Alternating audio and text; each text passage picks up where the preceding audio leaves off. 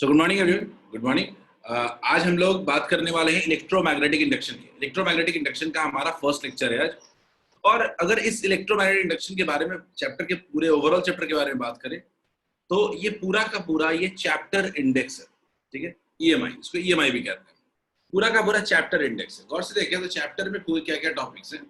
Henry and Faraday's experiment जो आज हम बात करने वाले हैं, Faraday's law of induction and Lenz law जिसके बारे में भी आज बात करने वाले हैं। तीसरा है मोशनल ईएमएफ, चौथा है इंडक्टेंस और पांचवा एसी जनरेटर। तो ये निहायत ही छोटा चैप्टर है। इस चैप्टर को हमें पढ़ने में इतना टाइम नहीं लगेगा, इस चैप्टर को समझने में भी हमें इतना टाइम नहीं लगेगा। चैप्टर इजी है, लेकिन याद रखना है कि अगर आप ध्यान से पढ़ते हैं अभी से फिजिक्स के सारे टॉपिक्स को तो सारे इसी तरह के हैं और फिजिक्स में कोई टॉपिक आपको दोबारा रिवाइज नहीं करना पड़ेगा। तो मेरा सिंपल सा मोटिव यही है आपके साथ कि आप फिजिक्स को ऐसे पढ़ो कि आप सबसे कम टाइम फिजिक्स को दो और सबसे ज्यादा गेन करो, क्योंकि आपके पास केमिस्ट्री बहुत सिलेबस ज्यादा होता है और बायोलॉजी का सिलेबस भी ज्यादा है। तो फिजिक्स का सिलेबस जो है वो थोड़ा सा अब इजियर साइड में जा रहा है। तो आपको इसका फायदा उठाना है, कम से कम टाइम में ज्यादा से ज्यादा फिजिक्स गेन करना है। यानी कोशिश करनी है कि क्लास में ही ज्यादा से ज्यादा गेन कर ले, ठीक है। ये चैप्टर भी एक one of the easy chapter है। मैग्नेटिज्म एंड मैटर भी इजी चैप्टर था, ये भी एक इजी चैप्टर है, ठीक है। देखते हैं, समझ लिया एक बार, फिर क्वेश्चन में दम नहीं है और पहले दो क्लास में ही चैप्टर 80% क्लियर हो जाएगा। खैर, अब आगे आते हैं, चैप्टर का वेटेज देख लेते हैं। सीबीएसई में बहुत बड़ा चैप्टर है, 8 मार्क्स का चैप्टर है। ऑलमोस्ट 8 मार्क्स आते हैं, 7-6 मार्क्स अगर इधर से आएगा तो इसी से 2 मार्क्स आएगा। जेई मेंस में 1 से 2 क्वेश्चन, ठीक है। इस बार एक ही और 2 क्वेश्चन एवरेज था। नीट में 2 से 3 क्वेश्चन, ठीक है। नीट के बच्चों, इस बार नीट का एग्जाम हुआ है। Will have the NEET complete paper analysis. NEET का पूरे पेपर का एनालिसिस करूंगा संडे को, ठीक है। 1 घंटा आप लोगों से कैसा पेपर था, पेपर में क्या, कितने टफ कितने इजी क्वेश्चन थे। खैर, let's back to our today's topic. आज के टॉपिक पे आते हैं। तो आज जैसे मैंने पहले बताया था, आज हम लोग हेनरीज एक्सपेरिमेंट की बात करने वाले हैं, ठीक है। हेनरीज एक्सपेरिमेंट में पहला हमारा टॉपिक है हेनरी एंड फैराडेज एक्सपेरिमेंट। दूसरा टॉपिक है हमारा मैग्नेटिक फ्लक्स। तीसरा है हमारा Faraday's first law of electromagnetic induction और लास्ट है हमारा Faraday's second law of electromagnetic induction. ये हमारा आज का पूरा लेक्चर इंडेक्स है, यही हमारा आज का पूरा टॉपिक है, ठीक है। तो क्यों ना शुरू करते हैं हम लोग हेनरी एंड फैराडेज एक्सपेरिमेंट से। इसको समझने के पहले थोड़ा ऐसे समझते हैं। सोचा गया कि एक चीज हमने देख लिया कि करंट कैरिंग वायर जो होता है वो अपने आसपास के रीजन में, दोनों साथ में ही था हेनरी और फैराडे, एक करंट कैरिंग वायर जो होता है वो मैग्नेटिक फील्ड प्रोड्यूस करता है। ये हम जान चुके थे कि करंट कैरिंग वायर से क्या प्रोड्यूस होता है, मैग्नेटिक फील्ड प्रोड्यूस होता है। लेकिन क्या इसका ऑपोजिट ट्रू है? क्या एक मैग्नेटिक फील्ड से करंट प्रोड्यूस हो सकता है क्या? इसको लेके काफी थॉट्स चल रहे थे कि हम एक चीज तो देख रहे हैं कि इलेक्ट्रिसिटी, जो इलेक्ट्रिक करंट है उससे तो हम प्रोड्यूस कर पा रहे थे मैग्नेटिक फील्ड प्रोड्यूस कर पा रहे थे। हम लोग बार मैग्नेट की तरह बिहेव कर रहा था, सर्कुलर कॉइल भी, सोलेनॉइड प्रोड्यूस हो रहा था, सब कुछ हो रहा था। लेकिन क्या इसका रिवर्स ट्रू है? क्या एक मैग्नेटिक फील्ड से हम कोई करंट जनरेट कर सकते हैं? क्योंकि ये अगर हो जाता तो ये बहुत बड़ी डिस्कवरी होती in the field of electricity. क्योंकि अगर मैग्नेटिक फील्ड से, अगर मैग्नेट का यूज करके अगर हमने करंट बना लिया होता अगर, तो ये बहुत बड़ा डिस्कवरी होता है, क्योंकि ये एक सोर्स ऑफ इलेक्ट्रिसिटी बन जाता जो पहले हाइडल पे बेस्ड था, थर्मल पे बेस्ड था, ठीक है। तो हमने सोचा कि क्या मेथड, इसको समझते हैं, थोड़ा आगे बढ़ते हैं इसमें। तो हमने देखा एक हेनरी एंड फैराडे एक्सपेरिमेंट किया, ठीक है। हेनरी एंड फैराडे एक्सपेरिमेंट किया और देखने की कोशिश की कि क्या हो। एक कहानी की तरह पढ़ो एकदम, ठीक है। ये कहानी की तरह पढ़ो और जो भी मैंने स्लाइड्स में दिया बहुत ही प्रॉपर नोट्स है। आपके कॉपी में भी ये सारे नोट्स बनने चाहिए, ठीक है। मैं पूरा शेयर कर दूंगा। तो पहले एक्सपेरिमेंट की बात करते हैं। Let's back to our first experiment. तो पहला एक्सपेरिमेंट क्या था, हेनरी ने क्या किया कि एक कॉइल लिया और कॉइल के बगल में ना एक सीधा मैग्नेट रख दिया, कॉइल को रख दिया और मैग्नेट को रख दिया, ठीक है। तो क्या ऑब्जर्व किया, एक bar magnet is kept along the axis of a bar magnet at rest, bar magnet rest पे रख दिया। हमने देखा कोई भी डिफ्लेक्शन नहीं हुआ। तो बहुत बड़ा धक्का लगा कि नहीं, एक मैग्नेटिक फील्ड करंट प्रोड्यूस नहीं कर सकता सीधा, या एक सीधा मैग्नेट को रख दे रहे हैं तो कोई भी करंट प्रोड्यूस नहीं हो रहा है। ये आपका गैल्वेनोमीटर लगा दिया, ताकि अगर कोई करंट प्रोड्यूस हो तो उसको डिटेक्ट तो करे, अगर कुछ भी करंट प्रोड्यूस होता है तो उसको डिटेक्ट करे।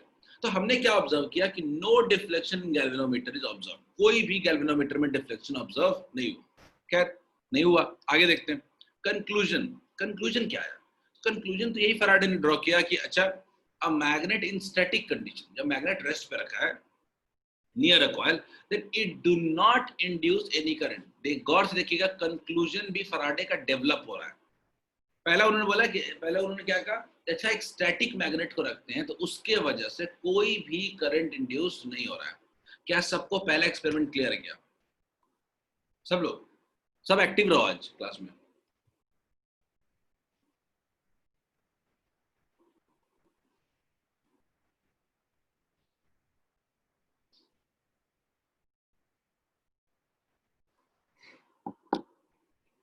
फाइन, बढ़िया। ये पहला एक्सपेरिमेंट था। फैराडे ने बहुत सिंपल, बहुत एक नॉर्मल इंसान जैसे एक्सपेरिमेंट करेगा वैसे ही उन्होंने क्या, एक मैग्नेट को रख के चेक किया क्या मैग्नेट से हम क्या कोई करंट प्रोड्यूस कर पा रहे हैं, तो नहीं, नहीं प्रोड्यूस कर पा रहे हैं। आगे देखते हैं। अब फैराडे ने क्या किया, फैराडे ने क्या किया कि बार मैग्नेट का एक्सिस कलम तो रखा हुआ था, लेकिन अब बार मैग्नेट को कॉइल की तरफ मूव करने लगे, कॉइल की तरफ मूव करने लगे। Bar magnet is kept along the axis, statements को ध्यान से देखना, and bar magnet move towards the coil. ठीक है, मूव किया तो क्या ऑब्जर्व हुआ, अच्छा गैल्वेनोमीटर में डिफ्लेक्शन शो हुआ। बहुत बड़ी बात थी कि हम जब मैग्नेट को कॉइल के तरफ लेके जा रहे थे तो हमने क्या देखा कि एक गैल्वेनोमीटर में डिफ्लेक्शन हुआ। एक बहुत बड़ा डिस्कवरी या फ्यूचर के लिए हिंट आया है हमारे लिए। तो कंक्लूजन फैराडे ने ड्रॉप किया, अच्छा कि अगर एक मैग्नेट कॉइल के टुवर्ड्स मूव करेगा तो करंट इंड्यूस होगा। पहला कंक्लूजन, मैंने मैग्नेट को तरफ लेके उसके तरफ लेके कॉइल के तो करंट इंड्यूस हुआ। तो कंक्लूजन क्या ड्रॉ करेंगे कि अच्छा मैग्नेट को अगर कॉइल की तरफ लेके जाओगे तो क्या होगा, एक करंट इंड्यूस होगा। लेकिन क्या सिर्फ कॉइल के तरफ लेके जाने पे ऐसा होगा क्या? सवाल आता है कि कॉइल के टुवर्ड्स लेके जाएंगे तब क्या? तो फैराडे ने इसको चेक करने के लिए फैराडे ने क्या किया कि फैराडे ने एक बार इसको ऑपोजिट डायरेक्शन में लेके गया। ठीक है, क्लियर है? तो फैराडे क्या किया, फैराडे एक बार टुवर्ड्स लेके गया, इसमें अवे लेके गया। अब अवे लेके गए तो उन्होंने ऑब्जर्व किया कि अगेन डिफ्लेक्शन हुआ, सिर्फ और सिर्फ डिफ्लेक्शन का डायरेक्शन रिवर्स हो गया।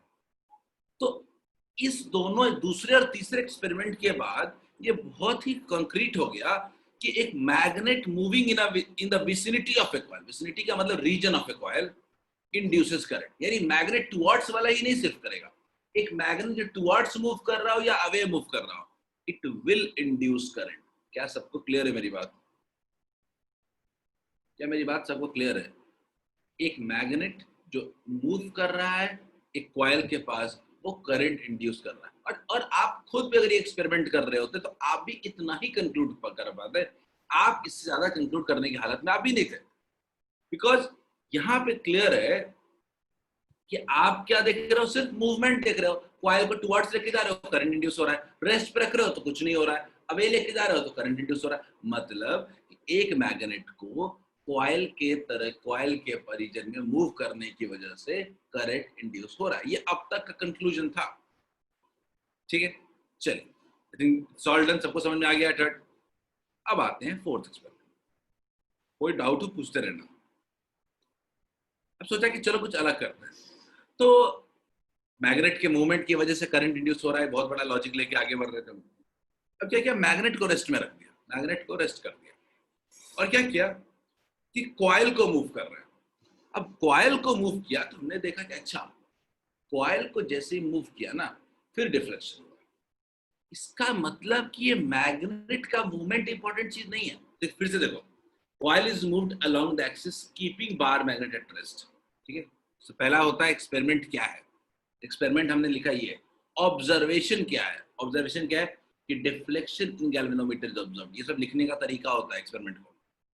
ठीक है, और कंक्लूजन क्या है, कंक्लूजन क्या है कि current is induced in the coil when either coil और मैग्नेट इन मोशन। यानी कोई कॉइल, दोनों में से कोई एक भी मोशन में होगा तो भी करंट इंड्यूस होगा। जैसे कह रहे थे ना कि मैग्नेट इन मोशन, नहीं, व्हेन हम कह रहे हैं कि current will be induced in the coil when either coil और magnet is in motion.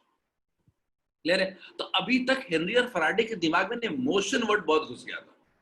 Faraday के दिमाग में सिर्फ एक ही बात चल रही थी, अच्छा करंट इंड्यूस हो रहा है कॉइल में क्योंकि वो मूव कर रहा है, या तो वो मूव कर रहा है या तो मैग्नेट मूव कर रहा है, दोनों में से कोई भी मूव करेगा तो क्या होगा, करंट इंड्यूस हो जाएगा। क्लियर है? फैराडे का थॉट अभी इतना ही चल रहा था। बिल्कुल स्टेप बाय स्टेप उनके एक्सपेरिमेंट इंप्रूव कर रहे हैं। ठीक है, खैर अब मोशन दिमाग में घुस गया तो इसके लिए अगला एक्सपेरिमेंट देखते हैं। अगला एक्सपेरिमेंट बहुत कुछ क्लियर कर दिया। उन्होंने एक एक्सपेरिमेंट किया ऐसे, क्या देखा कि कॉइल को और मैग्नेट को दोनों को साथ में मूव किया एक ही स्पीड से, लेकिन अचानक देखा कि कोई डिफ्लेक्शन नहीं हो रहा है, कोई डिफ्लेक्शन गैल्वेनोमीटर में नहीं हुआ। ये बहुत बड़ी बात थी, ये बहुत बड़ी बात थी क्योंकि फ्राइडे का जो थॉट था ना कि मोशन मोशन हर चीज मोशन की वजह से हो रहा है, कॉइल मोशन में इस वजह से, मैग्नेट मोशन में इस वजह से, इस बार तो दोनों मोशन में थे, but current is induced in the coil due to, current कोई भी इंड्यूस नहीं हुआ इसमें, इसमें कोई भी करंट इंड्यूस नहीं हुआ, कोई डिफ्लेक्शन नहीं हुआ, नो डिफ्लेक्शन, नो डिफ्लेक्शन। तो आखिर एक दिमाग में बात आई कि करंट में कोई करंट इंड्यूस नहीं हो रहा है इस केस में, यानी मोशन इंपॉर्टेंट नहीं है बल्कि रिलेटिव मोशन इंपॉर्टेंट है कॉइल एंड मैग्नेट के बीच में। यानी दोनों दोनों कॉइल और मैग्नेट के बीच में सिर्फ मोशन इंपॉर्टेंट है, दोनों अगर 20 स्पीड से चल रहे हैं तो मोशन में है तो इंड्यूस होना चाहिए, नहीं, दोनों के बीच एक रिलेटिव मोशन होना चाहिए। ठीक है, यानी दोनों के पास एक रिलेटिव वेलोसिटी होनी चाहिए, तभी इलेक्ट्रोमैग्नेटिक इंडक्शन होगा। क्या इसमें किसी को कंफ्यूजन है? सिर्फ मोशन नहीं, दोनों के बीच एक रिलेटिव मोशन होना चाहिए। क्या क्लियर है?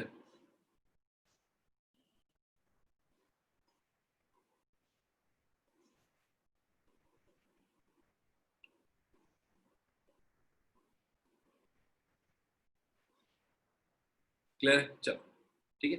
तो आखिर एक फराडे तक कंक्लूजन पे पहुंच ही चुके थे इससे कि दो, अगर आपके पास कॉइल है और मैग्नेट है, ठीक है, कॉइल में करंट इंड्यूस करना है तो कॉइल और मैग्नेट के बीच एक रिलेटिव मोशन होना चाहिए, लेकिन स्टिल ये साइंस एक्सप्लेन नहीं हो पा रहा था। ये एनालिसिस देख करके ऑब्जर्व तो हो रहा था कि चलो रिलेटिव मोशन, लेकिन इसको और डेवलपमेंट की जरूरत थी। ठीक है, अभी रिलेटिव मोशन को कैसे समझा गया देखते हैं। तो कंक्लूजन आ जाते हैं फराडे। ठीक है, हेनरी और फैराडे एक्सपेरिमेंट का कंक्लूजन था कि current is induced in the coil when relative separation between coil and magnet changes. बिल्कुल सही बात है। रिलेटिव वेलोसिटी होने का मतलब क्या है कि दोनों के बीच का अगर सेपरेशन चेंज हो रहा है, ठीक है, सेम वेलोसिटी चल रहा है, दोनों के बीच का सेपरेशन चेंज हो रहा है क्या? नहीं। ठीक है, तो अगर करंट एक कॉइल में इंड्यूस तभी होगा जब कॉइल और मैग्नेट के बीच का सेपरेशन चेंज होगा। फिर सेपरेशन, इससे रिलेटिव सेपरेशन वर्ड को बहुत इंपॉर्टेंट है। यही पूरा का पूरा कंक्लूजन था, यही था Henry and Faraday experiment conclusion. Still ये सेपरेशन चेंज होने की वजह से करंट इंड्यूस होता है ना, ये इलेक्ट्रोडायनेमिक्स में इसको एक्सेप्ट करना बड़ा मुश्किल था कि कैसे कह दिया कि सेपरेशन के चेंज होने की वजह से करंट इंड्यूस हो रहा है। तो इसको उनको और एक प्रोफाउंड एक कह सकते हैं कि कॉन्क्रीट एक्सप्लेनेशन देना बहुत जरूरी था। नीचे क्या लिखा है इस लाइन में क्या, तो मैंने आगे लिखा है कि but Faraday brought the scientific reason behind the conclusion. उन्होंने क्या किया कि इसके पीछे का साइंटिफिक रीजन ढूंढने की कोशिश की कि रिलेटिव सेपरेशन चेंज होने का मतलब क्या है, और यही सारा का सारा खेल है इलेक्ट्रोमैग्नेटिक इंडक्शन का।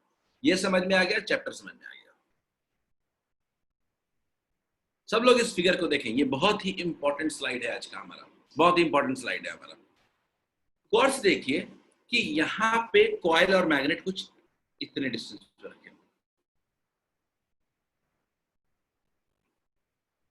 एक बात तो मानोगे कि सेपरेशन चेंज हो रहा है, ठीक है, मैग्नेट कॉइल की तरफ जा रहा है, लेकिन कॉइल में एक बहुत इंपॉर्टेंट चेंज आया है। क्या चेंज आया?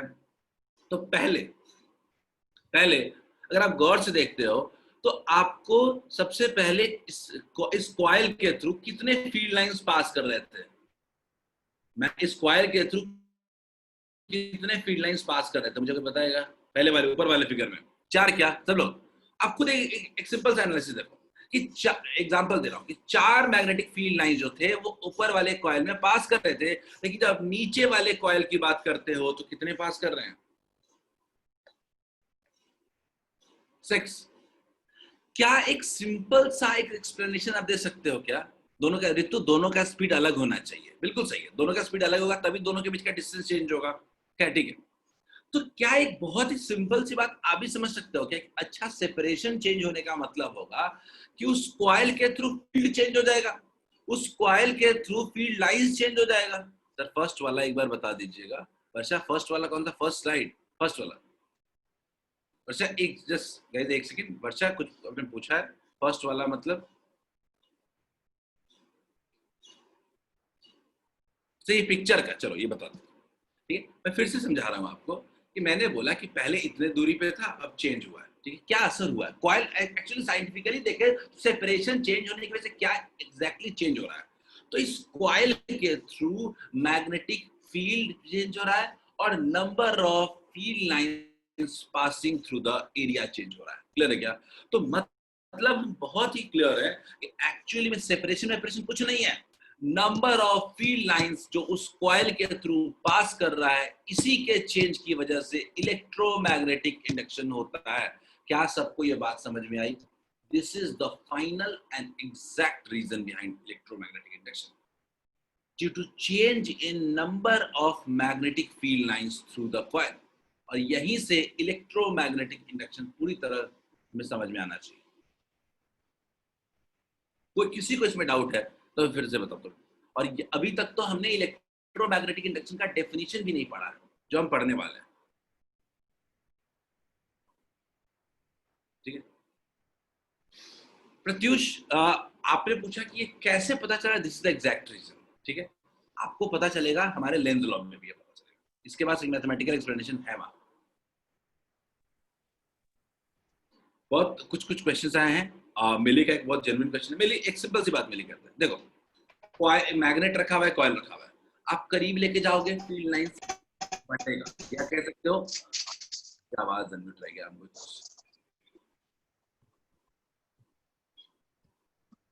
मुझे आवाज म्यूट कर लो। चलो ठीक है, चलिए देखते हैं। तो एक कॉइल के पास अगर लेके जाते हो मैग्नेट को तो क्या होगा? फील्ड लाइंस बढ़ेगा। ठीक है, दूर लेके जाते हो फील्ड लाइंस घटेगा। पर फील्ड लाइंस का बढ़ना घटना इंपॉर्टेंट नहीं है, फील्ड लाइंस चेंज भी होगा। अगर फील्ड लाइंस आपका चेंज भी हो रहा है तो भी इलेक्ट्रोमैग्नेटिक इंडक्शन होगा। दूर लेके जाओगे डिक्रीज करेगा, नजदीक लेके जाओगे इंक्रीज करेगा। वो क्लियर है क्या? अगला, मिली ने मुझे सेपरेशन बढ़ने पे आपको जवाब दे दिया। आकांक्षा आपका डाउट क्या है, आप बता सकते हो क्या? आकांक्षा फिर से समझा देता हूँ।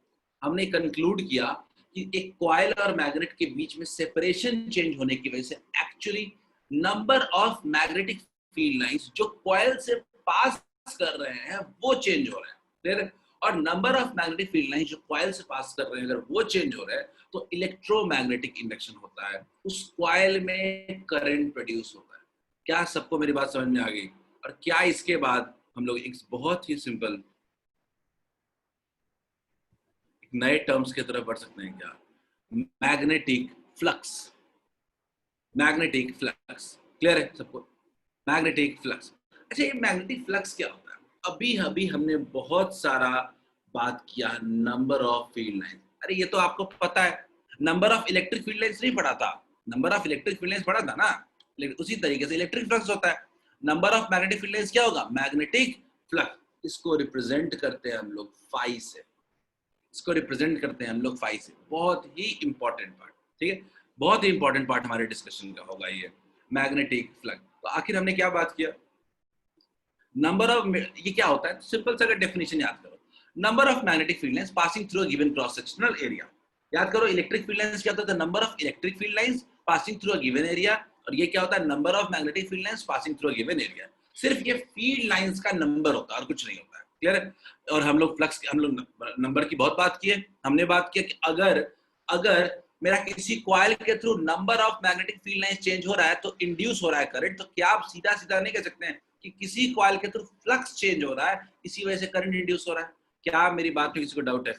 बहुत सिंपल सी बात लाइन कह रहा हूँ, किसी भी कॉइल के थ्रू अगर हम ये डेफिनेशन कह सकते हैं क्या, किसी कॉइल के through number of magnetic field lines pass कर रहे हैं तो करंट इंड्यूस होता है। Number of magnetic field lines change होता है तो करंट इंड्यूस होता है। उसको अलग वे में कह सकते हैं, if a flux changes through the coil then current is induced.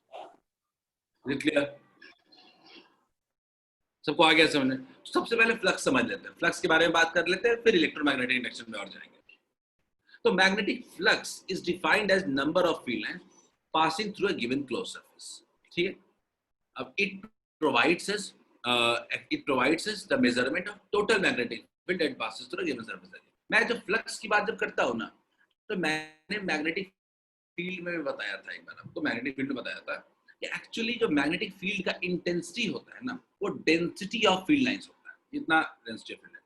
तो जो फ्लक्स होता है ना, इस छोटे से एरिया को लेते हैं, ये मान लेते हैं छोटा सा एरिया है, ठीक है, इस छोटे से एरिया के थ्रू अगर मैं फ्लक्स निकालने की कोशिश करूँ तो क्या होगा, B dot D। Clear? Flux is a scalar quantity, पहली चीज स्केलर क्वांटिटी, ठीक है। इसका यूनिट क्या होता है, वेबर। बोले क्लियर है क्या? इसका यूनिट क्या होता है, वेबर। ये क्वांटिटी कैसी है, स्केलर होती है, नंबर है ना, नंबर कैसा क्वांटिटी होता है, स्केलर क्वांटिटी होता है, ठीक है। B डॉट डी है, ठीक है, B डॉट डी है, याद रखिएगा। अगर थोड़ा इसको देखें तो B और DA के बीच अगर एंगल थीटा है, B और DA के बीच अगर एंगल थीटा है, फॉर्मूला बन जाता है अपने पास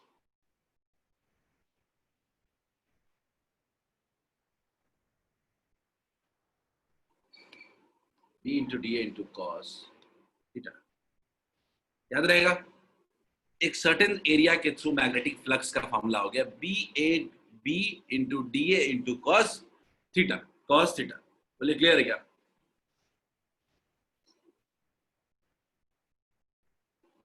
दोनों को फाई से रिप्रेजेंट करते हैं प्रत्युष, दोनों को फाई से।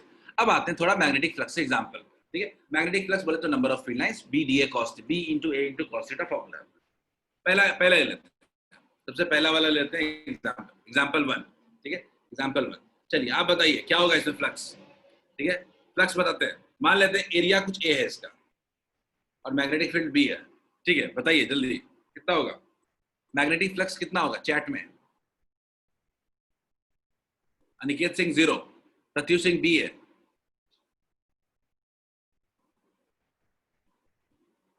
देखिए थोड़ा ध्यान से एक बार देख लो ना दोबारा, खुद सोचो ना कि ये कॉइल का एरिया कैसा होगा, ऊपर ऊपर की तरफ होगा क्या सर एरिया, ठीक है, एरिया ऊपर की तरफ होगा क्या?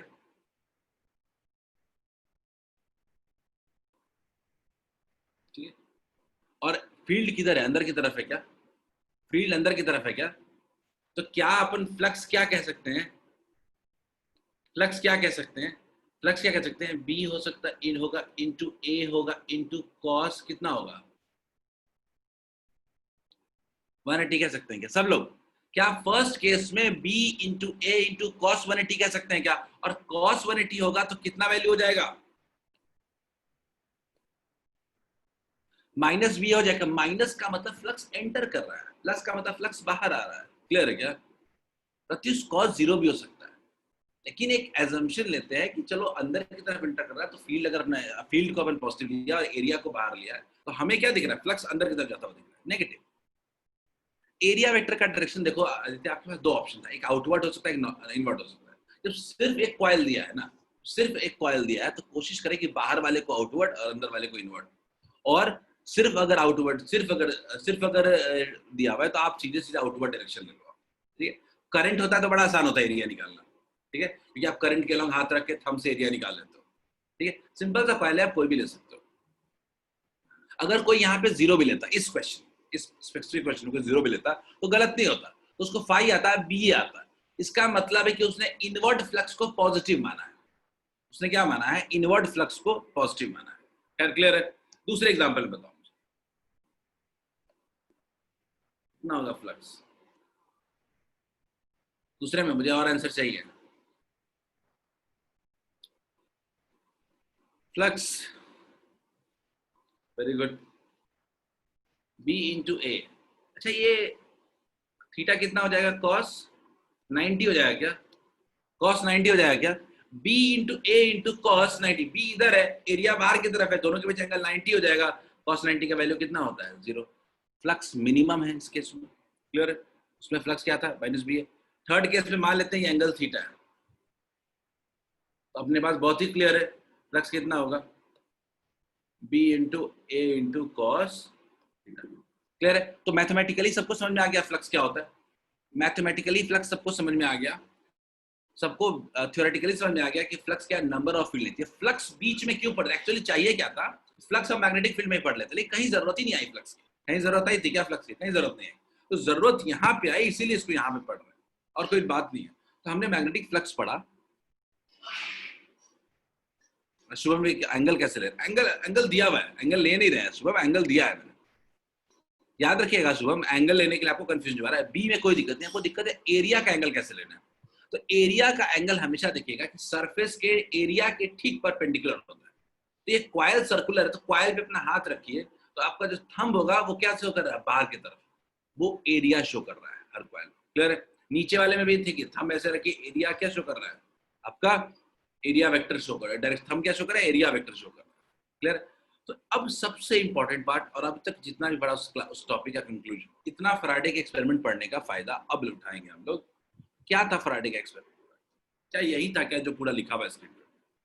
इलेक्ट्रोमैग्नेटिक इंडक्शन और magnetic induction is the production of an electromotive force. अब ये इलेक्ट्रोमोटिव फोर्स क्या होता है, ईएमएफ। कोई करंट इंड्यूस हो रहा है तो जरूर ईएमएफ भी इंड्यूस हो रहा होगा कॉइल में, सीधे सीधे करंट तो इंड्यूस होता नहीं, बिना पोटेंशियल डिफरेंस का क्या कोई करंट इंड्यूस हो सकता है क्या, नहीं। तो electromagnetic induction is a production of an EMF, ठीक है, या आइजेड voltage across an electric conductor in a changing magnetic field. बहुत इंपॉर्टेंट पॉइंट कि मैग्नेटिक फील्ड के चेंज की वजह से अगर करंट ईएमएफ इंड्यूस होता है कॉइल में, इस फेनोमेनन को कहते हैं इलेक्ट्रोमैग्नेटिक इंडक्शन। लेकिन इस डेफिनेशन को और मॉडिफाई करता है। Electromagnetic induction can be defined as generation of current, current का production due to changing magnetic flux through the coil, due to change in magnetic field भी कह सकते हो और मैग्नेटिक फ्लक्स भी कह सकते हो। बोले क्लियर क्या? इलेक्ट्रोमैग्नेटिक इन सिंपल आज के बाद definition, electromagnetic induction is a phenomenon of generation of या of production of EMF across a conductor due to change in magnetic field, or you can say magnetic flux. I think we are done. All of you understand क्या, सबको आ रहा है समझ में क्या, पूरे experiment समझ में आ गया।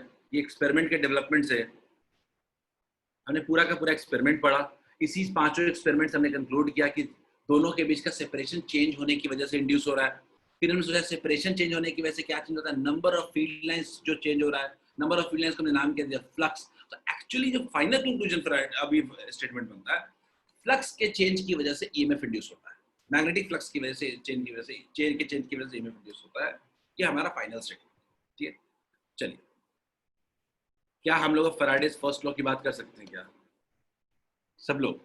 Can we talk about Faraday's first law of electromagnetic induction? Faraday's first law of electromagnetic induction देखते हैं क्या है फैराडेज फर्स्ट लॉ। फैराडे का पूरा पहला लॉ कुछ नहीं है, पुरानी कहानी है, पढ़ो एक बार। क्या नया है फैराडे का फर्स्ट लॉ सब लोग? क्या किसी को मुझे बोलने की जरूरत है, सबको समझ में आ रहा है? फैराडे का फर्स्ट लॉ सबको समझ में आ रहा है कि सिंपल कह रहा है कि EMF is induced in a coil, एक कॉइल में ईएमएफ इंड्यूस हो रहा है due to change in magnetic flux through it. सब पहले का ही इंफॉर्मेशन, कुछ भी नया नहीं, ठीक है। यही फाइनल स्टेटमेंट है फैराडे का फर्स्ट लॉ। फैराडे ने फर्स्ट लॉ दिया। अब मैं इसको थोड़ा ना अलग तरीके से समझाता हूँ, मैग्नेट मैग्नेट वाले बड़े एग्जांपल हमने किया, ठीक है। एक कॉइल के थ्रू फ्लक्स का फॉर्मूला क्या होता है, मैं बड़ी सिंपल सी बात करूं, फ्लक्स का फॉर्मूला कितना होता है?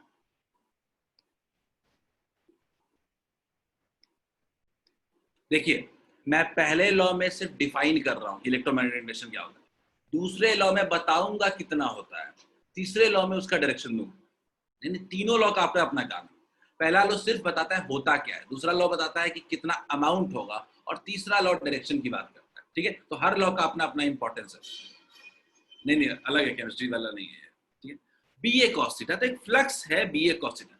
सबसे बड़ी बात है कि आप मुझे बताओ कि एक फ्लक्स को चेंज करने के कितने तरीके हो सकते हैं। अब आप मुझे बताओ, फॉर्मूले के हिसाब से बताओ, मत मैग्नेट मैग्नेट भूल जाओ। किसी कॉइल के थ्रू अगर आपको इलेक्ट्रोमैग्नेटिक इंडक्शन करना है तो आपको फ्लक्स चेंज करना पड़ेगा, और फ्लक्स को चेंज करने के कितने तरीके हो सकते हैं, क्या क्या चेंज कर सकते हैं? पहला,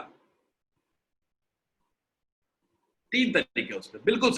बिल्कुल सही 100% एक्यूरेट बात कह रहे हो कि सबसे पहला होगा बी, बोले तो मैग्नेटिक फील्ड चेंज करके। दूसरा एरिया, एरिया को भी चेंज कर सकते हैं। तीसरा तीसरा दोनों के बीच के एंगल को चेंज कर सकते हैं। बहुत ही इंपॉर्टेंट पॉइंट है, यहीं से चैप्टर का समझना शुरू करते हैं।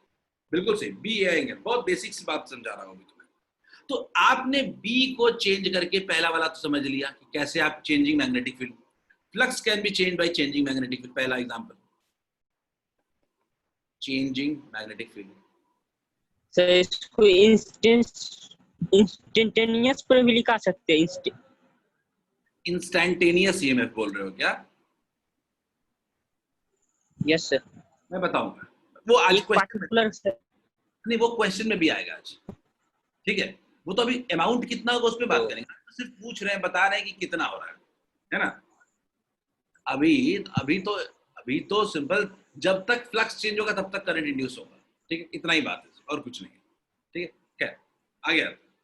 तो पहला हमने समझ लिया कि मैग्नेटिक फील्ड के चेंज की वजह से करंट इंड्यूस हो सकता है। अभी दुनिया भर का एग्जांपल इसी का तो किया था, मैग्नेट को क्लोज लेके जा रहे, दूर लेके जा रहे, क्या चेंज हो रहा था? फील्ड ही तो चेंज हो रहा था कॉइल के थ्रू। कॉइल के पास जो फील्ड पहले दूर लेके गया तो वीक हो गया, नजदीक ले गया स्ट्रांग हो गया। तो फील्ड के चेंज की वजह से हम फ्लक्स को चेंज कर सकते हैं। पहला पॉइंट बहुत ही वैलिड, ठीक। दूसरा एरिया को चेंज कर देते हैं, दिखाता हूं।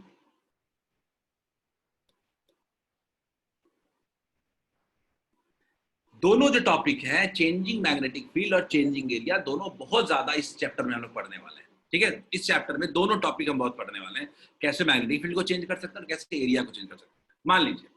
मान लीजिए कि मैंने एक मैग्नेटिक फील्ड लिया, मैंने क्या लिया, कॉइल ले लिया, ठीक है। और एक जो एंड लिया वो फिक्स नहीं लिया, वो मूवेबल ले लिया। ये रॉड जो क्या है ना, ये रॉड ऐसा कर दिया कि इसको मूव कर सकते हैं कॉइल, ठीक है। कॉइल तो पूरा का पूरा है, लेकिन एक इसका एंड क्या हो सकता है, रेल की तरह मूव कर सकते हैं। तो अगर इसको इस तरफ मूव करोगे तो क्या इस कॉइल का एरिया चेंज नहीं हो जाएगा क्या? चलो बताओ, इस कॉइल का एरिया चेंज हो जाएगा क्या? और अगर कॉइल का एरिया चेंज होगा तो भी फ्लक्स चेंज होता है क्या? यूनिफॉर्म मैग्नेटिक फील्ड क्या हो रहा है, यूनिफॉर्म है, कांस्टेंट है। लेकिन आप इस रेल को बाहर की तरफ लेके जाओगे तो एरिया बढ़ेगा, अंदर की तरफ लेके जाओगे तो एरिया घटेगा। क्लियर है? तो एरिया को चेंज करके भी इलेक्ट्रोमैग्नेटिक इंडक्शन कर सकते हैं। इसका एग्जांपल भी पढ़ोगे आप आगे मोस्टली ईएमएफ के दौरान, ठीक है। तो ये दोनों एग्जांपल पढ़े, लेकिन तीसरा वाला बी और ए के बीच एंगल चेंज करके कैसे करते हैं, इसके बारे में आप एसी में पढ़ोगे, एसी चैप्टर में। एसी जनरेटर, इसकी शुरुआत होती है एसी जनरेटर से। अगर आप बी और ए के बीच का एंगल चेंज करके अगर फ्लक्स चेंज करते हो, ठीक है, तो यही से प्रोड्यूस होता है अल्टरनेट करंट। क्लियर है? तो याद रखिएगा, हम लोग बी चेंज करेंगे, ए चेंज करेगा, एंगल बहुत लास्ट में चेंज करेंगे। क्लियर है? सबको क्लियर है? Faraday's first law, Faraday's first law कहता है कि चलो फ्लक्स के चेंज होने से ईएमएफ इंड्यूस होगा। बढ़िया बात, कितना होगा नहीं बताया। फ्लक्स चेंज कैसे कैसे हो सकता है, या तो बी चेंज करो, या तो ए चेंज करो, या तो दोनों के बीच का थीटा चेंज, देन ठीक है। चलो आगे बढ़ते हैं। अब अपने फैराडेज सेकंड लॉ पे आते हैं, जो अपना काम का चीज है, क्वेश्चन सब इस चीज से बनेंगे। फैराडेज सेकंड लॉ ने क्या कहा, ठीक है। फैराडेज सेकंड लॉ ने कहा कि जो इंड्यूस ईएमएफ हो रहा है, एक कॉइल में एक ईएमएफ इंड्यूस होना है, ठीक है, is equal to rate of change of flux with respect to time, ठीक है, is equal to rate of change of flux. Flux का तो चेंज होना ही है, ठीक है, फ्लक्स चेंज होगा तो ही ईएमएफ इंड्यूस होगा, तो पहले लॉ में पढ़ चुके हैं। लेकिन वैल्यू कितना होगा, सिंपल सी बात कही गई, जो ईएमएफ इंड्यूस्ड होगा, ईएमएफ इंड्यूस यानी वोल्टेज इंड्यूस होगा, is equals to rate of change of flux through the coil, rate of change of flux through the coil। Clear है? और यहाँ पे एक लगा देते हैं माइनस है। तो आपका सवाल ये आएगा कि माइनस क्यों, ये आज बताएंगे, अगले दिन के लिए सस्पेंस रहेगा ये। तो ईएमएफ इंड्यूस इक्वल्स टू क्या हो गया, minus d phi upon d t. बोलिए क्लियर है क्या? Minus d phi upon d t, ठीक है। अब ये क्या है, सिंपल सा, equals to rate of change of flux. अगर कॉइल में एक ही टर्न हो रहा है, अगर कॉइल में n टर्न्स हो रहे हैं, तो n टर्न्स का मतलब कि वही फ्लक्स जो एक बार नहीं n टाइम चेंज हो रहा है, तो सिंपल सा ईएमएफ इंड्यूस का फॉर्मूला बन जाता है, ईएमएफ इंड्यूस का फॉर्मूला बन जाता है minus n times d phi upon d t. बोलिए क्लियर है क्या? Minus n times d phi upon d t. Clear है? तो यही होता है फैराडे का सेकंड लॉ। फैराडे का सेकंड लॉ सिंपल क्या कहता है? EMF induce in the coil is equal to minus times d phi upon d t, और एन टर्म्स हो गया तो minus n d phi upon d T. सबसे जनरल और यूज टू फॉर्म यही है। ठीक है, किसी ने कुछ पूछा है चैट में क्या? ये तो सिंपल है, बिल्कुल सिंपल है, कोई दम नहीं है टॉपिक में, कोई दम नहीं है इस टॉपिक में। और यही तो सबसे मेन फॉर्मूला भी है चैप्टर का, minus n times rate of change of flux with respect to the coil. और इसके एग्जांपल्स करेंगे। अब फैराडे का सेकंड लॉ आता है कि दो चीज आती है। ईएमएफ इंड्यूस एक हो सकता है एवरेज हो सकता है, और दूसरा हो सकता है इंस्टैंटेनियस। क्लियर है? एक एवरेज, दूसरा इंस्टैंटेनियस। तो देखते हैं, ये जो आपका सवाल था, ठीक है, और ये क्वेश्चन करवाऊंगा अभी, इसलिए कोई बड़ी बात नहीं। ठीक है, एवरेज बात करते हैं, एवरेज ईएमएफ की बात करते हैं। तो एवरेज हमेशा बात करते हैं एक टाइम इंटरवल की बात करते हैं कि 1 सेकंड से लेके बताओ 3 सेकंड के बीच में कितना होगा, एक 3 सेकंड से लेके बताओ 5 सेकंड के बीच में कितना होगा। ठीक है, तो एवरेज ईएमएफ इंड्यूस की बात करते हैं for interval, for time interval.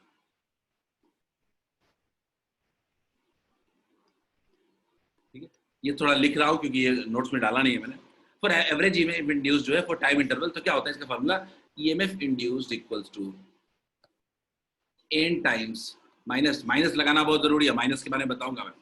Minus n times total change in flux by total time. ठीक है, याद रखिएगा, total change in flux by total time. ठीक है, ठीक है, ईएमएफ इंड्यूस्ड, इसको कहते हैं एवरेज ईएमएफ इंड्यूस्ड।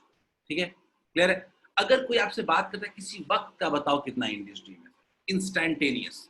ठीक है, इंस्टैंटेनियस ईएमएफ इंड्यूस्ड, ठीक है, एट एनी मोमेंट,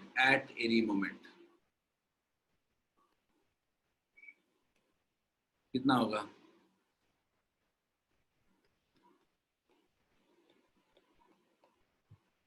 क्लियर है? Minus n times d phi upon d t. बोले क्लियर है क्या? एवरेज और इंस्टेंटेनियस का फर्क समझ में आया क्या? ये ऐसा नहीं है कि आप पहली बार इस तरह की चीजें पढ़ रहे हो, ये आपने मोशन में पढ़ा है, हर जगह एवरेज और करंट में पढ़ा था, एवरेज करंट और इंस्टेंटेनियस करंट, है ना? ऐसा नहीं है कि कुछ नया है, क्वेश्चन करेंगे तो समझ में आ जाएगा, टेंशन मत लो इसको लेके इतना लोड लेने की जरूरत नहीं है। और आज का अपना टॉपिक खत्म हो गया, इस टॉपिक को स्ट्रॉन्ग करने के लिए हमें कुछ क्वेश्चन करने की जरूरत है। ठीक है, बिल्कुल, एवरेज और इंस्टेंटेनियस। एवरेज का मतलब टाइम पीरियड के लिए, और इंस्टेंटेनियस का मतलब तुरंत के लिए। ठीक है, मैं एक बहुत बढ़िया एग्जांपल देता हूँ यहाँ। ठीक है, देखते हैं।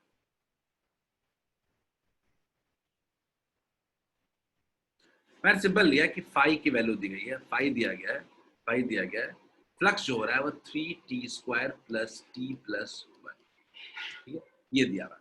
ठीक है, 3t² प्लस t प्लस 1 दिया हुआ है, फ्लक्स दिया हुआ है कि फ्लक्स जो हो रहा है टाइम के साथ कुछ ऐसे चेंज कर रहा है। ठीक है, आप बताओ टर्न्स, नंबर ऑफ टर्न्स भी दिया हुआ है, n इक्वल्स टू कितना है? 1 है। ठीक है, आप बताओ कि कितना ईएमएफ इंड्यूस होगा इंटरवल t इक्वल्स टू 0 से लेके t इक्वल्स टू 3 सेकंड। पहला, कितना ईएमएफ इंड्यूस होगा t इक्वल्स टू 0 से लेके t इक्वल्स टू 3 तक? तो फॉर्मूला क्या लगेगा? सिंपल, एवरेज की बात हो रही है तो change in phi upon change in time interval. ठीक है, n तो 1 ही है, और ईएमएफ इंड्यूस और माइनस लगा लेते हैं। चेंज इन फ्लक्स कितना हुआ? 0 पे कितना था? 1 होगा, और 3 पे कितना होगा? 9 3 27 प्लस 3 नहीं 30 हो रहा है ना, 30 आ रहा है। टोटल फ्लक्स कितना आ रहा है? किसी ने जल्दबाजी में प्रगति कर ली भाई। डेल्टा टी कितना सेकंड में? क्या माइनस 10 वोल्ट आ रहा है क्या? माइनस 10 वोल्ट आ रहा है क्या सबको? EMF induce average. क्लियर है? एवरेज समझ में आ गया, एवरेज इंड्यूस्ड। क्लियर है? अगर एवरेज आ गया आपने को, अगर एक एवरेज आ गया तो बड़ी सिंपल सी बात है, इंस्टेंटेनियस अगर कोई पूछता है कि बताओ t इक्वल्स टू 3 सेकंड में बताओ, तो इंस्टेंटेनियस कैसे निकालेंगे? ईएमएफ इंड्यूस कैसे करेंगे? d phi upon dt minus कितना हो गया? Minus time 60 plus 1, minus 60 plus 1। Again फिर से गलती हो रही है, समझना, माइनस 18 वोल्ट आ रहा, 19 आएगा ना सर। t का वैल्यू 3 पुट कर दिया तो कितना हो गया? Minus 19 volt. बोलिए क्लियर है क्या? ये एवरेज और इंस्टेंटेनियस है, मुझे बार बार ये इतना बताने की जरूरत नहीं है, आप जानते हो ये सब चीजें, ठीक है। तो ये एवरेज और इंस्टेंटेनियस वोल्टेज निकालने को आ सकता है। एक बहुत इंपॉर्टेंट था, कॉइल में करंट बताओ, इतना मेहनत किया करंट ही पता नहीं चला। करंट क्या होगा, करंट क्या होगा, EMF induced by R, E upon R होता है। आर बोले तो resistance of the coil, R बोले तो रेजिस्टेंस ऑफ द कॉइल। अगर मान लो मुझे कोई पूछता है कि करंट इन कॉइल कितना होगा, करंट इन कॉइल कितना होगा, अभी तक मैंने ये नहीं बताया कैसे होगा, कितना, कौन सा डायरेक्शन होगा, मैंने अमाउंट बताया कितना होगा सर, ठीक है। सेकेंड लॉ तक की बात करते हैं। चलो अब आगे आते हैं, जल्दी से क्वेश्चन पढ़ते हैं। बहुत सिंपल सिंपल क्वेश्चन है, मजेदार क्वेश्चन है, क्वेश्चन करेंगे टॉपिक समझ क्लियर हो जाएगा। हमारे पास आज question Friday second law based कुछ क्वेश्चन। चलिए, question problems on Friday second law.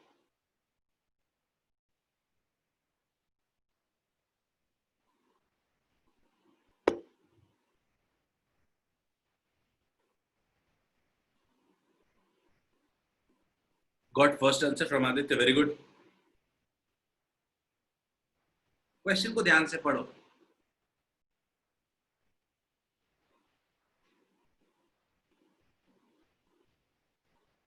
अरे कोई चीज चेंज होगा तब ना, जब एंगल, तब जीरो से बढ़े, जीरो ही रहना है हमेशा फ्लक्स, कुछ भी चेंज कर लो, फ्लक्स तो हमेशा क्या रहना है इस केस में, जीरो। फ्लक्स तो हमेशा रहना है इस केस में जीरो। तो क्या कोई ईएमएफ इंड्यूस होना है, बोलिए क्लियर है क्या?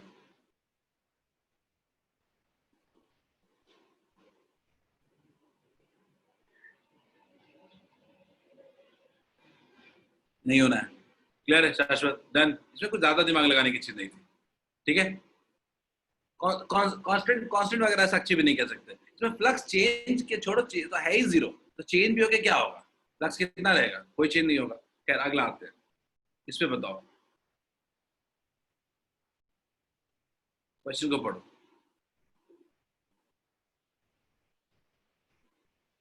दूसरा क्वेश्चन में ज्यादा टाइम नहीं दिया, पिछले क्वेश्चन में दम नहीं था ऐसा कुछ।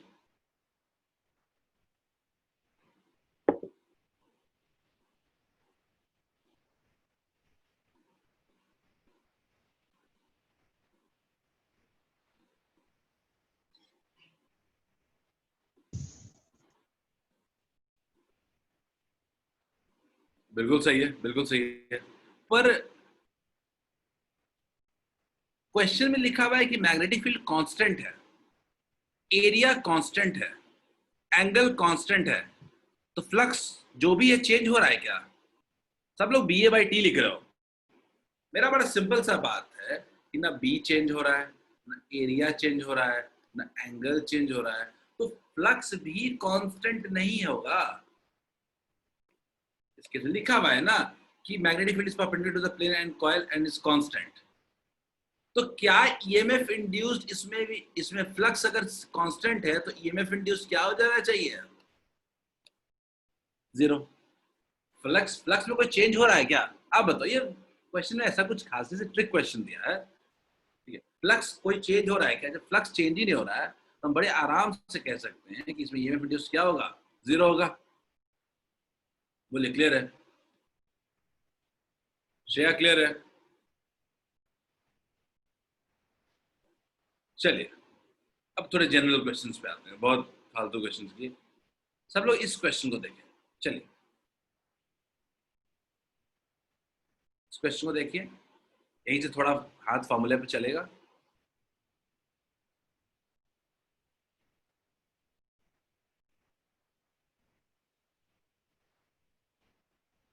प्रत्युष लैगिंग हो रहा है साउंड का कभी कभी। हाँ मैं वाईफाई वाईफाई में हूँ तो अभी दिक्कत तो नहीं होनी चाहिए थी, खैर चलो। सब लोग इस क्वेश्चन को ट्राई करें। मुझे लैग हो रहा है क्या आवाज?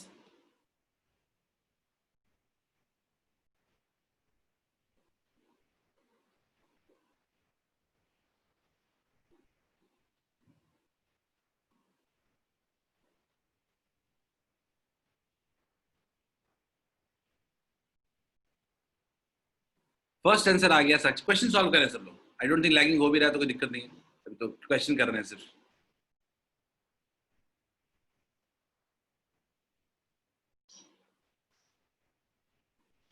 सब लोग क्वेश्चन देखें, और कोई इस डायरेक्शन की बात अभी नहीं करेगा, सिर्फ मैग्नीट्यूड की।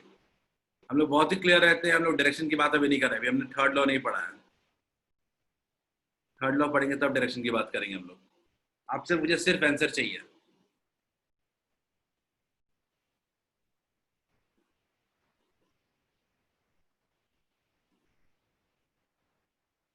बहुत बढ़िया, बहुत लोगों ने सही आंसर दिया है। स्टिल साक्षी, श्रेया, अदिति, अनिकेत, प्रगति, श्रेया, अगेन शाश्वत, मिली, रुचिका, निकिता, लेखिका, बिल्कुल सही अंकित, बिल्कुल सही है, बिल्कुल सही अंकित।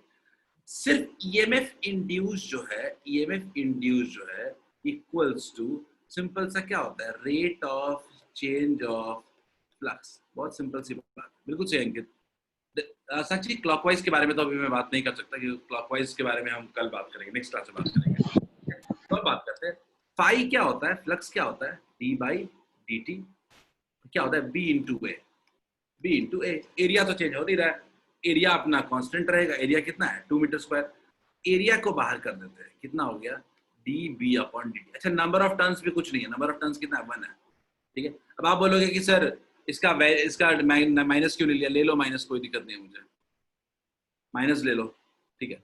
Area into dB by D T. अब रेट ऑफ चेंज ऑफ दिया हुआ डीबी बाई डी टी कितना दिया हुआ, 10, कितना हो गया, माइनस एरिया कितना था अपना 2, और डीबी बाई डी टी कितना है अपने पास 10, तो कितना हो गया, क्या -20 वोल्ट आया था क्या सब लोग। अच्छा, डिक्रीजिंग एट द रेट है, डिक्रीजिंग एट द रेट है, तो डीबी बाई डी टी क्या हो जाएगा, डीबी बाई डी टी हम कह सकते हैं इट्स -10 नॉट 10। तो अपने पास माइनस माइनस क्या हो जाएगा, प्लस हो जाएगा, तो क्या हो गया, +20 वोल्ट। क्लियर है क्या, क्या सबको ईएमएफ इंड्यूस +20 वोल्ट आया था क्या, और ईएमएफ इंड्यूस आ गया तो सबको पता है आई कितना होगा, EMF induced upon R, 20/5, 4 ampere. बोले क्लियर है क्या, क्लियर है सबको, क्वेश्चन सबको क्लियर है, तो क्लियर है सबको, तो क्यों ना इस क्वेश्चन को करते हैं। ठीक है, मैं पोल को ओपन लॉन्च कर, बहुत इंटरेस्टिंग क्वेश्चन है ये।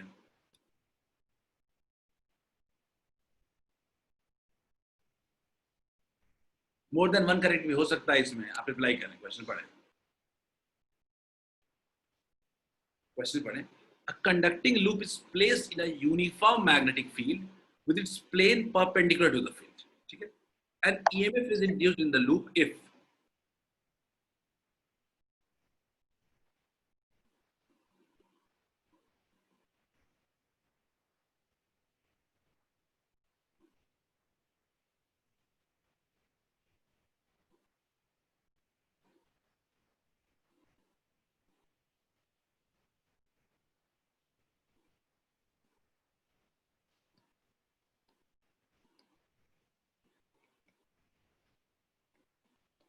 सब लोग इस क्वेश्चन का रिप्लाई करें, बहुत स्ट्रेट फॉरवर्ड क्वेश्चन है।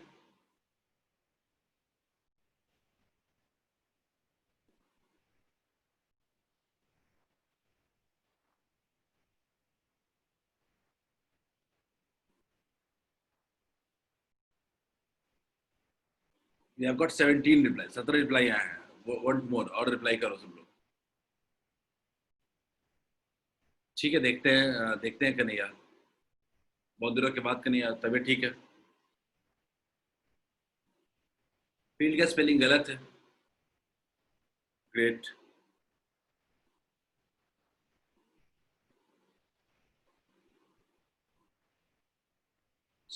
तो C and D, Shreya Singh, Aditi Singh C and D, Pratyush Singh A C and D, Pratyush Raj Singh A C and D होगा, Ritu Singh it is rotated, यानी सी की बात कर रहा हूं। लेट्स टेक कंप्लीट वोट ना, पूरा वोट ले लेते हैं, फिर देखते हैं। अभी तो सिर्फ 31 लोगों ने रिस्पॉन्ड किया, बाकी लोग सोए हुए हैं क्या, जल्दी, लास्ट 15 सेकेंड्स, सब लोग रिप्लाई करो। निकिता सिंह बी एन सी,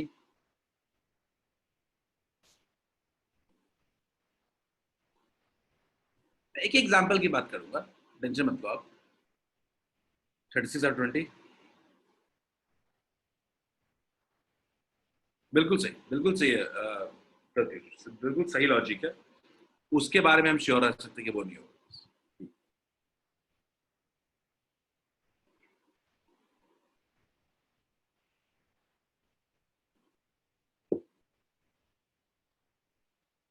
चलो मैं पोल को क्लोज कर रहा हूँ, ठीक है, पोल को क्लोज कर रहा हूँ, तो सिर्फ 36 लोगों ने रिस्पॉन्ड किया है। It's very bad. मतलब बाकी लोग क्या कर रहे हैं? 24 लोग सोए में।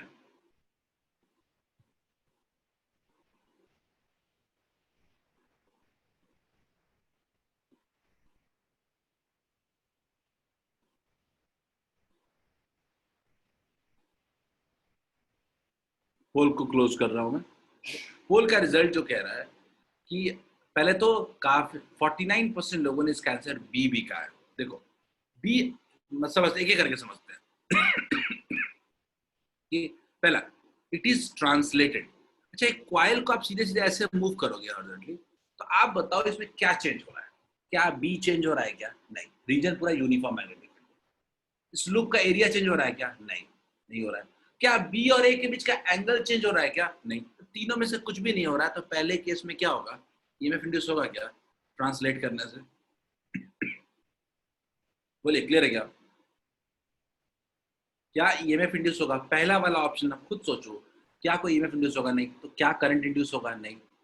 ठीक है, तो पहला ऑप्शन तो बिल्कुल क्या है? खत्म है। ठीक है। दूसरा, it is rotated about its axis. अब एक्सिस क्या होगा इसका? तो कॉइल का एक्सिस क्या होगा? इसके बीच से सेंटर से पास करेगा। कॉइल का एक्सिस क्या होगा? इसके बीच से पास करेगा, कुछ ऐसा। अब कॉइल को आप ऐसे घुमाओगे भी एक्सिस के अबाउट, तो उसका ना फील्ड बी चेंज तो नहीं होगा, क्योंकि बी तो हर जगह सेम ही है। अच्छा, एरिया भी चेंज हो रहा है।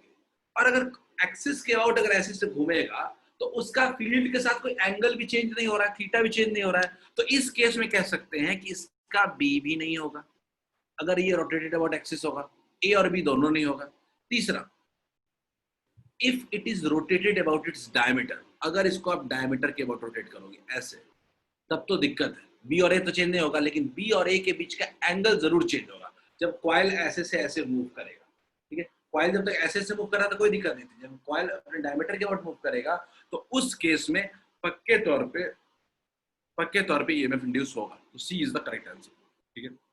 अरे डिफॉर्म्ड में सबसे बड़ा दिक्कत क्या है? डिफॉर्म्ड होगा तो अपने आप उसका एरिया चेंज हो जाएगा। अगर उसका शेप को चेंज कर दोगे, आप शेप को चेंज कर दोगे, अगर आप डिफॉर्म कर रहे हो, डिफॉर्म करोगे तो एरिया चेंज होगा, और एरिया चेंज होगा तो ईएमएफ इंड्यूस होगा ही होगा। क्या सबको क्लियर है? क्या सबको एक क्वेश्चन क्लियर है?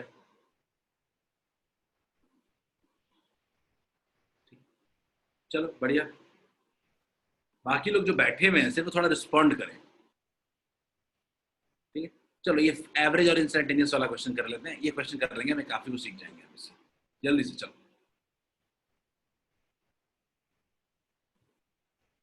एवरेज इंस्टेंटेनियस का क्वेश्चन दूंगा और एक बहुत इंपॉर्टेंट चार्ज का क्वेश्चन दूंगा, और चैप्टर खत्म, टॉपिक खत्म।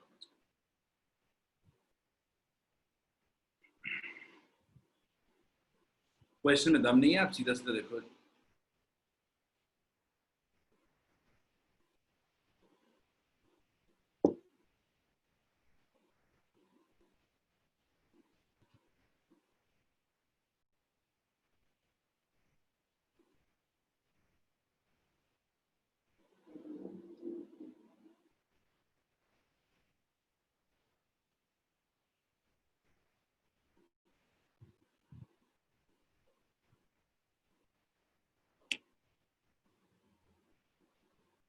सीधा सीधा सॉल्व करना शुरू करो।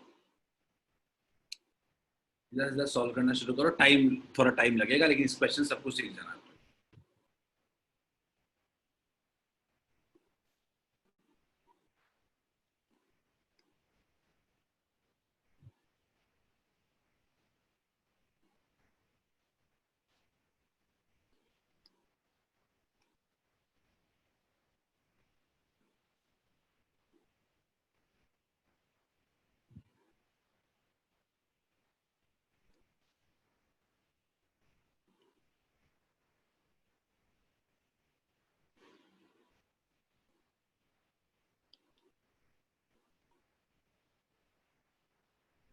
सब लोग। ए का आंसर रितु का आ रहा है 4.04, आदित्य का आ रहा है 1.20, अनिकेत का आ रहा है 1.2, प्रत्युष का आ रहा है 1.2। आदित्य एक बार चेक कर लेना अपना। टी इक्वल टू 2 की बात हो रही है। एवरेज की इंस्टेंटेनियस, पहला सवाल आपके दिमाग में होना चाहिए। एवरेज की इंस्टेंटेनियस, इंस्टेंटेनियस इंस्टेंटेनियस अगर है, तो सिंपल सिंपल क्या करिएगा, डिफरेंशिएट कर दीजिए ना।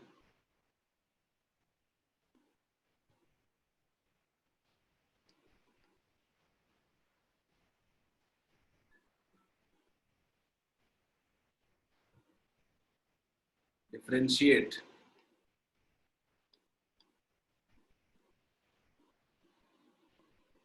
टी स्क्वायर का डिफरेंशिएशन 2t हो जाएगा, टी का डिफरेंशिएशन 1 हो जाएगा।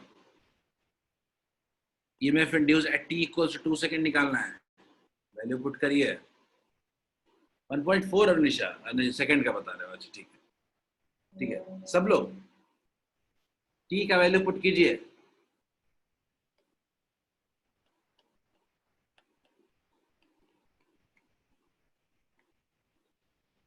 पहला हो गया है सबको, पहला क्लियर है आई थिंक।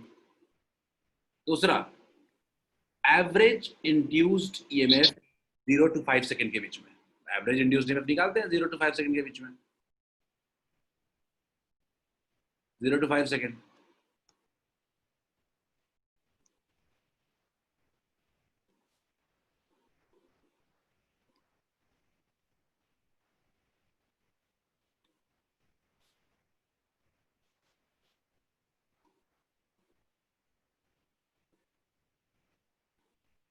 एवरेज का क्या होता है, total change in flux upon total time taken, total change in flux upon total time taken.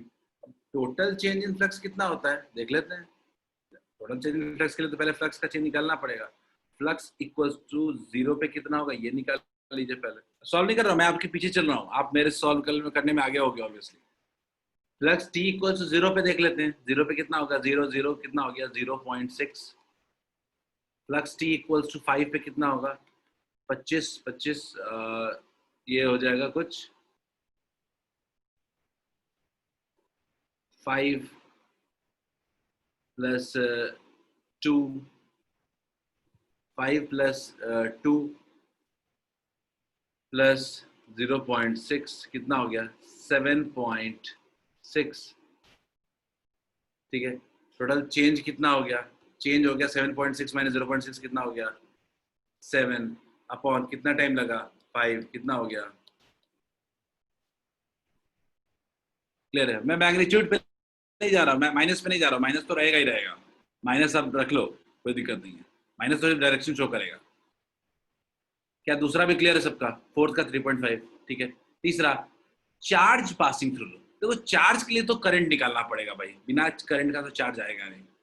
ठीक है, तो मैं मेरे पास जगह नहीं है ज़्यादा, तो मेरे को यहीं पे करना पड़ेगा।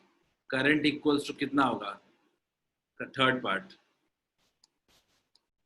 सॉरी, करंट कितना होगा ईएमएफ इंड्यूस्ड अपॉन आर। ठीक है, कितने कितने टाइम इंटरवल में बात कर रहे हैं, 0 to 5 सेकंड में। 1.4 वोल्ट है अपने पास ईएमएफ इंड्यूस्ड, और रेजिस्टेंस कितना है अपने पास, रेजिस्टेंस है अपने पास 0.4 ओम।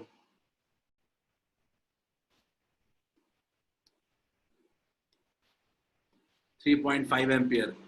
अब चार्ज कितना होगा, Q इक्वल्स टू क्या होगा I इंटू टी होगा, Q equals to I into t, 3.5 into 5 कितना हो जाएगा, बोले क्लियर है क्या, 17.5 कूलम। बिल्कुल सही निशा, 100% करेक्ट। तो हमारा 3 भी हो गया, थर्ड पार्ट भी हो गया। अब आते हैं फोर्थ पार्ट पे आते हैं। ठीक है, मुझे लगता है सबको ये आराम से सॉल्व हो जाना चाहिए। Fourth, average current. अब एवरेज करंट तो निकाल ही लिया हमने एक्चुअली, अच्छा फोर्थ पार्ट तो हमने अपने आप निकाल लिया, फिफ्थ भी निकाल लिया। ठीक है, थर्ड निकाल लिया हमने, फोर्थ भी निकाल लिया। अब लास्ट आता है fifth, heat produce. Heat produce कर नहीं निकाल लोगे आई स्क्वायर आर, हीट नहीं निकालोगे आई स्क्वायर आर। इंटरवल की बात कर रहे हैं तो एवरेज करंट ही लेना पड़ेगा। हीट क्या हो जाएगा आई स्क्वायर इंटू आर। बोले क्लियर है, 86/3 आ रहा है। ठीक है, ये आपका 3 हो जा रहा है, ये आपका फोर्थ पार्ट है, 3 फोर्थ पार्ट है ये आपका, और ये पार्ट कितना है आपका third part. Clear, fifth part अपना क्या हो जाएगा, फिफ्थ पार्ट क्या हो जाएगा H equals to I square R t. Clear, done. Rashi lag कर रहा है, चलो कोई बात नहीं। क्या आवाज क्लियर नहीं आ रही है क्या मेरी, सब लोग?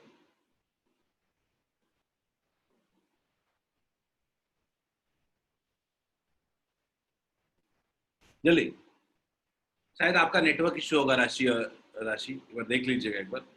खैर कोई बात नहीं, मात्र 10 मिनट बचे हैं। 2 क्वेश्चन बड़े इंपॉर्टेंट क्वेश्चन दे रहा हूँ मैं, ठीक है? ठीक है रजिया, आवाज क्लियर नहीं है। वैसे मेजोरिटी से ही आवाज क्लियर है। एक काम करना, इसको ऑडियो चेक कर लेना एक बार, दिक्कत होगी तो रिकॉर्डेड वीडियो एक बार देख लेना अगर दिक्कत आ रही है, ठीक है? खैर मैं बहुत ही 2 इंपॉर्टेंट क्वेश्चन दे रहा हूँ क्लास में, ठीक है? ये 2 क्वेश्चन बहुत ही क्रिटिकल है हमारे लिए, ठीक है? बहुत ही इंपॉर्टेंट। देखते हैं। मैं पहला वाला मैं प्रूफ करना चाहता हूँ, दूसरा वाला आप क्वेश्चन खुद से कर लेना, ठीक है?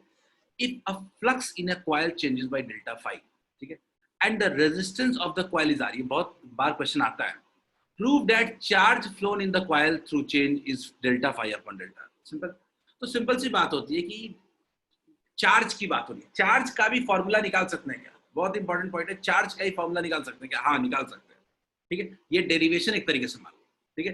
तो सिंपल सी बात होती है कि EMF induced in a coil जो होता है, EMF induced in a coil जो होता है,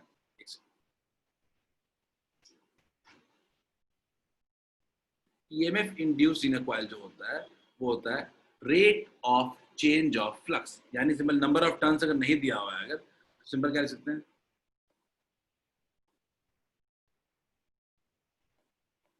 ठीक है? अगर इससे कोई अगर आपको करंट निकालना चाहे, करंट इंड्यूस निकालना चाहे तो क्या हो सकता है, delta phi upon delta t into R. क्या होता है, ई अपॉन आर, यही होता है ना? करंट कितना होता है, E induce upon R, E induced upon R होता है, क्लियर है? अगर कोई करंट के बजाय अगर आपसे पूछे कि बताओ कितना चार्ज फ्लो किया है, तो करंट कितना होता है, करंट कैसा होता है कि delta Q upon delta t equals to delta phi upon delta t into R, clear है क्या? ये डेल्टा टी खत्म हो जाता है तो क्या बचेगा, total charge flown in a time in a flux change equals to total change in flux upon r। ये बहुत ही इंपॉर्टेंट फॉर्मूला बन जाता है कॉम्पिटिटिव एग्जाम्स के लिए, बहुत इंपॉर्टेंट फॉर्मूला बन जाता है। एनसीईआरटी में भी ये दिया गया है, आप एनसीईआरटी में करंट निकाल के चार्ज निकाल ले रहे हो, लेकिन याद रखिएगा सीधा सीधा फॉर्मूला है total charge flown equals to total change in flux upon resistance. Clear है क्या? सबको को क्लियर है? Is it fine? अगर इस पे क्लियर है तो एक क्वेश्चन इस पे बेस कर लेते हैं, ठीक है? यही तो किया था अनिकेत, बिल्कुल सही अनिकेत, यही किए थे। ये फॉर्मूले के तौर पे भी याद रखो तो क्वेश्चन थोड़ा सा इंटरेस्टिंग हो जाता है। खैर कोई बात नहीं, देखते हैं। यही किए थे और ये क्वेश्चन बहुत पूछा जाता है, सीधा सीधा करंट नहीं पूछेगा, चार्ज पूछ देगा। Last question of the day, चलो this is the last question of the day, सब लोग करें। बहुत सिंपल क्वेश्चन है, पूरा टॉपिक समराइज भी हो जाएगा और इसको आज क्लोज भी कर सकते हैं। इसके बाद अगले दिन अपने डायरेक्शन वाले पार्ट यानी थर्ड लॉ की बात करेंगे, Lenz law.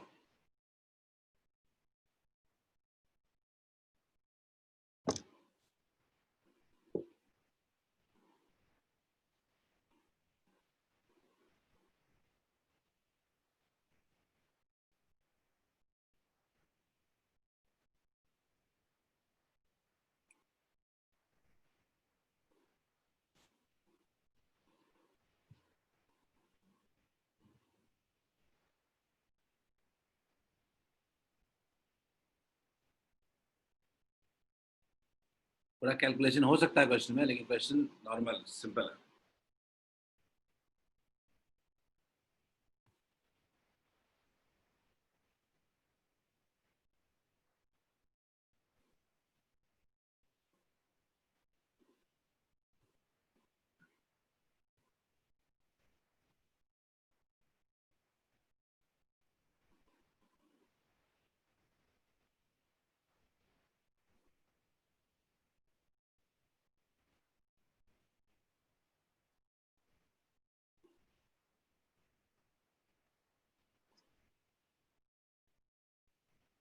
Try this question.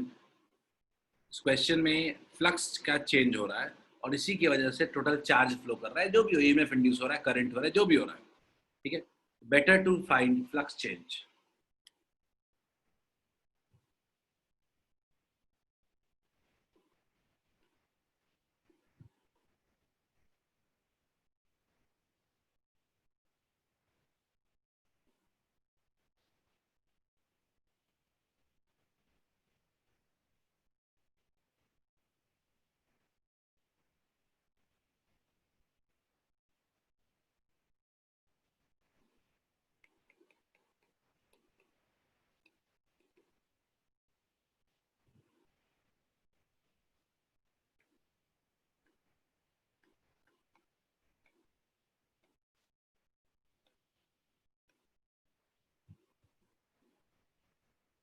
शाश्वत सिंह 0.25, अनिकेत सिंह 0.039, कन्हैया सिंह 0.025 और किसी का आंसर मैच नहीं किया, शाश्वत 0.025। सो अब मेरे पास 3 आंसर्स हैं जो 0.025 कूलम कह रहे हैं, ठीक है। आई जस्ट होप कि आपने कैलकुलेशन बिल्कुल सही किया होगा, ठीक है। बट सिंपल सा मैंने बोला इनिशियल और फाइनल में क्या चेंज आ रहा है, सिर्फ एंगल का चेंज आ रहा है। इनिशियली थीटा जो इनिशियल है वो कितना है, वो है 0 डिग्री। प्लेन परपेंडिकुलर है 0 डिग्री, प्लेन परपेंडिकुलर फील्ड मतलब एरिया कितना होगा, एलोंग होगा। और फाइनल में थीटा कितना है, 180 डिग्री। cos 0 और cos 180 सबको क्लियर है कि फाई इनिशियल कितना होगा, एन बी ए cos 0। फाई फाइनल कितना हो जाएगा, माइनस एन बी ए। तो अगर कोई टोटल चेंज फ्लक्स की बात करता है तो क्या हो जाएगा, माइनस 2nba। क्लियर है, माइनस 2nba। और अगर फाइनल बात करते हैं हम टोटल चार्ज का फ्लो का, तो क्या हो जाएगा, total change in flux on. फिर माइनस भी रहता है, ईएमएफ इंड्यूस के वैसे जो माइनस होता है वो भी होता है, तो माइनस माइनस प्लस हो जाएगा। मैग्नीट्यूड अगर टोटल निकालना है हमको 2nba अपॉन आर। आर कितना है अपने पास, आर है अपने पास 10 हो, 2 है, नंबर ऑफ टर्न्स कितना है 200 है, बी कितना है अपने पास 10 टू द पावर -2 है, एरिया कितना है अपने पास, एरिया अपने को निकालना है, मेहनत एरिया में ही करना, वो आप कर ही रहे हो, ठीक है। मैं कितना क्यों दिमाग लगाऊं, ये खत्म हो गया 0.4। क्या कुछ ऐसा आ रहा है क्या, 0.4 इंटू एरिया, ऐसा आ रहा है क्या? एरिया आप निकाल लेना यार, एरिया निकाल लेना, कैलकुलेट करना, पाई आर स्क्वायर करेंगे, हो जाएगा क्या, इज इट फाइन? सबको आ गया समझ में आज की क्लास? ठीक, तो मेरी अगली क्लास भी है तो मैं एंड करूंगा इसको। सो आज की क्लास इतना ही, अगले दिन बात करेंगे हम लोग लेंस लॉ के बारे में, बहुत इंपॉर्टेंट क्लास है, डायरेक्शन के बारे में बात करने वाले हैं। ईएमएफ इंड्यूस का आपने मैग्नीट्यूड निकाला है, डायरेक्शन की बात अभी तक नहीं किया है। अगले दिन हम लोग डायरेक्शन की बात करेंगे, लेंस लॉ की बात करेंगे, क्यों ये प्रूफ कैसे होता है, कंजर्वेशन ऑफ एनर्जी से कैसे प्रूव होता है, ये पूरा का पूरा फेनोमेनन, इन सब चीज़ों के बारे में हम बात करेंगे, ठीक है। तो let's have a nice day.